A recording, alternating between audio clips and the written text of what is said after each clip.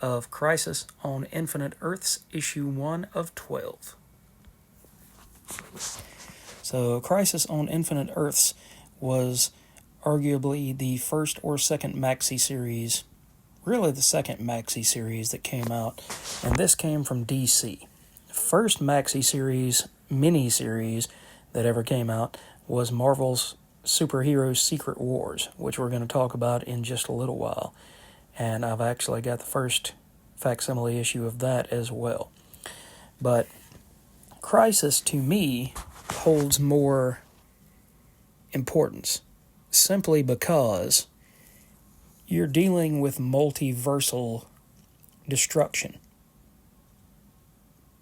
Whereas in Secret Wars, they're all gathered together on Battle World, but it's only one universe that the Beyonder seeks to gain control over.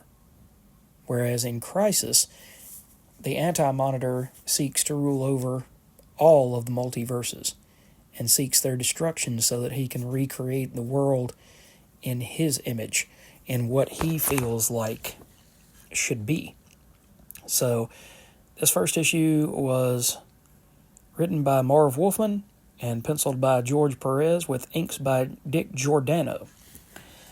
And what can I say that hasn't already been said about the artwork of George Perez?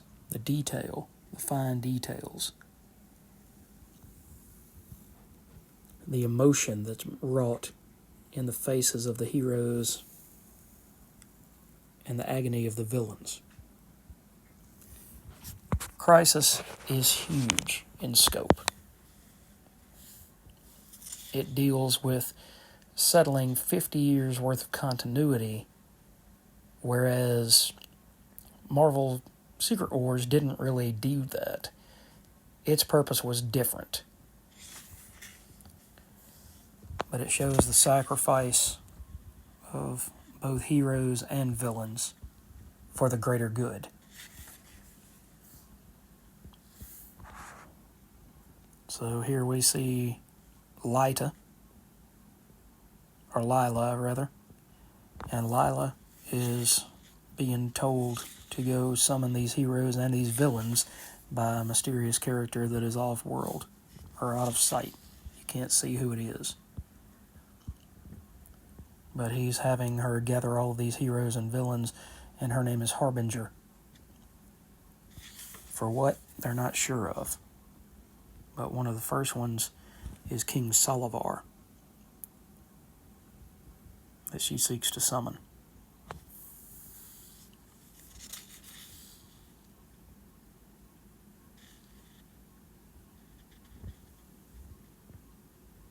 And here is Dawnstar, one of the Legion of Superheroes.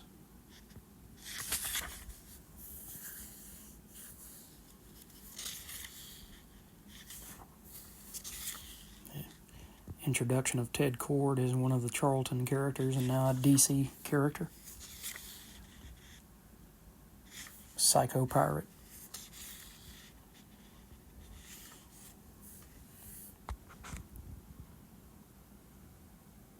And Psycho Pirate turning Firestorm's villain against him.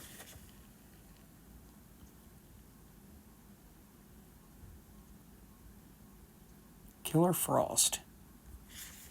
Well, now Killer Frost is in love with Firestorm. So that's an interesting way to go. And at the end, we finally see who the mystery person was. I'm not going to say mystery villain because he was not a villain. He was his own character.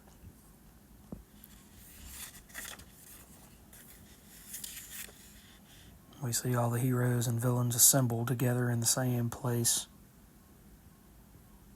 trying to scope out exactly where they're at.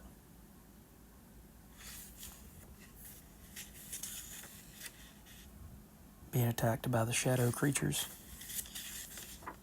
And in the end, the introduction of the Monitor.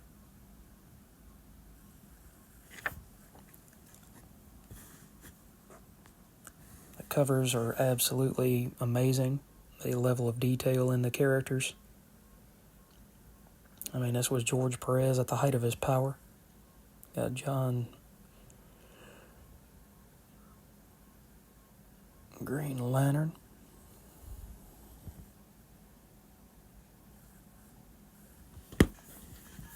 So anyway, guys, they're going to redo all 12 issues of Crisis on Infinite Earths.